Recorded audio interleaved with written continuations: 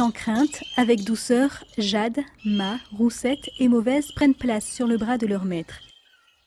Chaque jour, Bernard relève avec attention le poids de ces demoiselles. On les pèse tous les jours à la même heure pour connaître son poids de vol, nous on appelle ça en termes de fauconnerie. C'est pour définir sa ration alimentaire et savoir si elle va bien voler aujourd'hui ou pas. Et s'il enferme les rapaces à l'arrière de son fourgon, c'est pour mieux les relâcher quelques instants plus tard.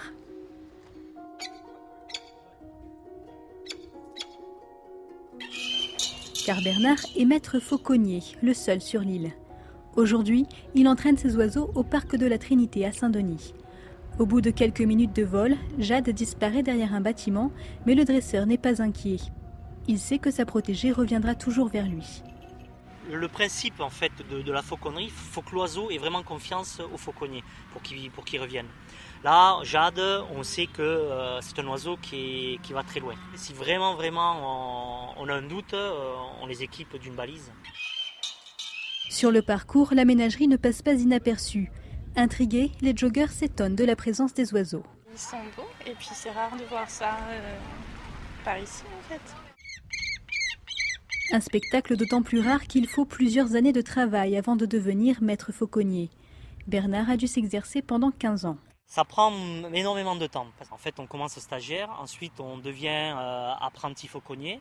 Puis après, au fil du temps, le maître fauconnier qui nous forme va vous mettre en fait dans différentes situations avec des oiseaux. Et puis là, les anciens maîtres fauconniers vous disent maintenant tu es capable de faire, tu peux être maître fauconnier.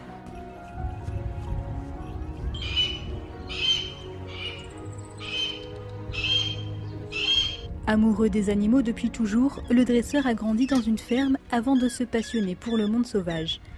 Il a exercé dans plusieurs parcs animaliers à travers l'Europe et s'est installé sur l'île il y a 6 ans. Karine, une collègue de longue date, n'a pas hésité à le suivre dans ses projets. C'est quelqu'un qui a ses droits justes, c'est un très bon professionnel.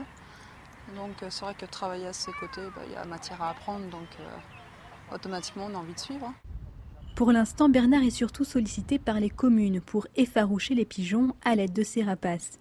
Lui voudrait vivre de son activité en montant des spectacles et des animations pour partager son amour des oiseaux. C'est plus une passion à la base qu'une profession. Comme tous les passionnés, on aimerait bien en vivre. Bon là, ce qu'on fait en ce moment, c'est des petites manifestations à droite à gauche, dans les écoles.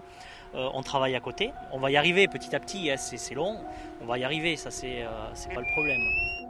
Patience et assurance, deux qualités requises lorsque l'on apprivoise des rapaces. Bernard en est certain, bientôt ses rêves aussi finiront par prendre leur envol.